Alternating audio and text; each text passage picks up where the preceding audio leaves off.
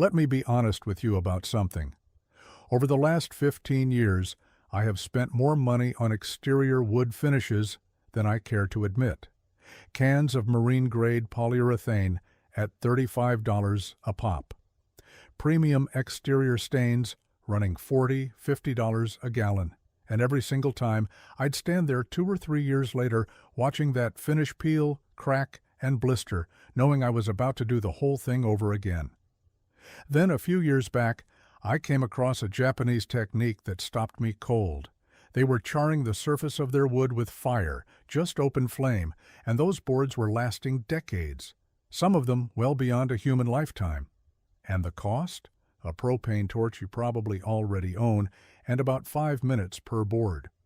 Today, I am going to walk you through exactly how this works, why it outperforms the expensive stuff on the shelf, and what you need to get right so it actually holds up. Plus, stick around to the end because I have a bonus tip on a simple oil mixture that takes charred wood from good to extraordinary. Let's get into it. What we are talking about today is a traditional Japanese wood preservation method called yakisugi. You might have heard it called shosugi ban, which is actually a Chinese reading of the same characters. Either way, the technique is the same, and it is one of the most practical things I have ever brought into my own shop. Once you understand the thinking behind it, you will wonder why you ever paid $50 for a can of something that fails in 3 years. So here is where this comes from, and why I think it matters. Yakisugi has been used in Japan for centuries, going back at least to the 1700s and possibly earlier. It originated in the southern regions of Japan, particularly on the island of Kyushu, where the climate is hot, humid, and absolutely brutal on exterior wood. Typhoons, monsoon rains, intense sun. These were fishermen, farmers, and builders who needed their structures to last, and they did not have the luxury of running to a hardware store every couple of years. What they figured out, through generations of trial and observation, was that fire could do what no surface coating could. When you char wood deeply enough, you fundamentally change the outer layer. You drive out the moisture, you carbonize the cellulose, and you create a surface that insects do not want to eat, fungi cannot easily colonize, and water runs right off of. The charred layer is not sitting on top of the wood like paint or polyurethane. It is the wood. It is the outer cells of that board, transformed by heat into something remarkably durable. And here is the part that caught my attention as someone who has spent a small fortune on finishes. In Japan, charred cedar siding has been documented lasting 80 years or more with minimal maintenance. Some examples are still standing after well over a century. Compare that to your average exterior polyurethane, which the manufacturers themselves will tell you needs recoating every 2 to 4 years. That is not a small difference. That is a completely different relationship with the material. Now let me walk you through how to actually do this, starting with the most important decision you will make before you ever light a torch. The wood species you choose matters more than your technique. I cannot stress this enough. The traditional choice in Japan is sugi, which is Japanese cedar, a softwood with a straight grain and relatively low density.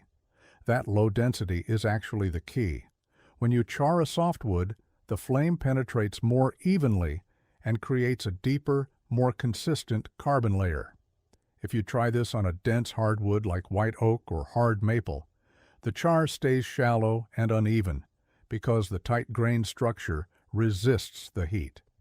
For those of us working with North American lumber, the closest equivalents are Western red cedar, which is my personal favorite for this, and Douglas fir. Both are softwoods with a grain structure that responds beautifully to charring. Western red cedar runs about $3 to $5 per board foot depending on your region, and since you are not buying any sealant to go on top of it, that is essentially your total material cost. Southern yellow pine can work too, but it chars less evenly because of the difference in density between the early wood and late wood growth rings. You will get a more dramatic texture, which some people like, but it requires more attention with the torch. Here is my rule of thumb. If the wood is soft enough that you can dent it with your thumbnail, it will char well. If you cannot dent it, think twice. Now for the actual charring process, and this is simpler than most people expect. You do not need a special kiln or a bonfire. You need a propane torch. A standard handheld propane torch from any hardware store runs about $15 to $20, and a single propane cylinder at about $4 will char dozens of boards. Compare that to a single gallon of quality exterior stain at $40 to $55 that covers maybe 200 square feet, if you are lucky. The traditional method in Japan actually uses 3 boards bound together in a triangle shape called a chimney with a fire lit underneath. The heat rises through the channel and chars all 3 boards at once. It is elegant and efficient, but for a home shop, a propane torch gives you more control, especially when you are learning. Here is what you do. Lay your board on a non-flammable surface. Sawhorses with metal brackets work fine, or just a couple of cinder blocks. Hold the torch about 3 to 4 inches from the surface and move it slowly across the grain. You want a steady, even pass, not a quick wave. Think of it like using a heat gun to strip paint, slow and deliberate. The depth of char you are aiming for is about 1/16 of an inch for decorative applications and up to 1/8 of an inch for serious exterior protection. You will know you are in the right range when the surface has developed a consistent alligator skin texture, small raised scales across the entire face. If the wood just looks darkened or toasted, you have not gone deep enough. If it is flaking off in large chunks and you can see raw wood underneath, you have gone too far. That alligator pattern is your visual confirmation that the carbonization is deep enough to be protective. One board takes about 3 to 5 minutes per face, depending on width. A 6-inch wide board that is 8 feet long, maybe 4 minutes. You are looking at pennies worth of propane per board. Pennies. The last time I charred a batch of 16 boards for a fence project, I used less than half a propane cylinder. That is about $2 worth of fuel to finish 16 boards that would have cost me over $30 in exterior stain. By the way, if you are enjoying learning about these ancient methods, I put together something I think you will really appreciate. It is called Kenji's Workshop, and it is a collection of 100 ancient Eastern woodworking secrets for the modern craftsman. Techniques like the ones we are covering today, and a whole lot more. You can grab your copy by scanning the QR code on screen, or just use the first link in the description. All right, let us keep going. Once your boards are charred, you need to brush them, and this step is where a lot of people go wrong. The loose soot on the surface after charring is not the protective layer, it is debris. If you leave it, it will rub off on everything it touches, stain your hands and your clothes, and it will wash away in the first rain, taking some of your protection with it. Use a stiff bristle brush. Natural fiber is traditional, but a nylon brush works fine, and brush firmly along the grain. You are removing the loose powdery carbon while leaving the hard, tight carbon layer underneath. Think of it like brushing mud off a boot. You want the caked-on loose stuff gone, but you are not trying to scrub down to bare leather. The amount of brushing also determines the final appearance. Light brushing leaves more char on the surface for a deep black finish. Heavy brushing exposes more of the wood grain underneath for a brown and black contrast that shows off the figure of the wood. I have done both, and honestly, the heavily brushed look on Western red cedar is one of the most beautiful exterior finishes I have ever seen. The grain pops in a way that no stain can replicate, and it cost me almost nothing. After brushing, wipe the board down with a dry rag to remove any remaining dust. At this point, the board is already protected. The carbon layer is doing its job. But if you want longevity that stretches into decades rather than years, you want to add an oil. Now, I said earlier that the oil step is optional, and technically it is. A properly charred board with no oil will still outperform a film finish in most exterior applications. But here is why I never skip it. The oil penetrates into the char layer and into the wood beneath it, adding a second line of defense against moisture, while keeping the carbon layer flexible enough to expand and contract with seasonal changes. Without oil, the char can eventually develop micro cracks over the years as the wood moves, and those cracks let moisture in. The traditional oil in Japan is a plant-based oil similar to what we would call raw tung oil. In my shop, I use either pure tung oil or boiled linseed oil, both of which you can find for about $12 to $18 a quart. And a quart goes a long way on charred wood because the porous carbon surface absorbs it efficiently. I get about 150 square feet per quart, compared to maybe 75 square feet on raw wood. Apply it with a rag, working it into the surface until the wood stops absorbing. Give it 24 hours to cure, then apply a second coat. That is it. 2 coats of oil on top of a proper char, and you have a finish that will hold up for 10 years or more before you even need to think about re-oiling. And when you do re-oil, it takes an afternoon and costs you a few dollars.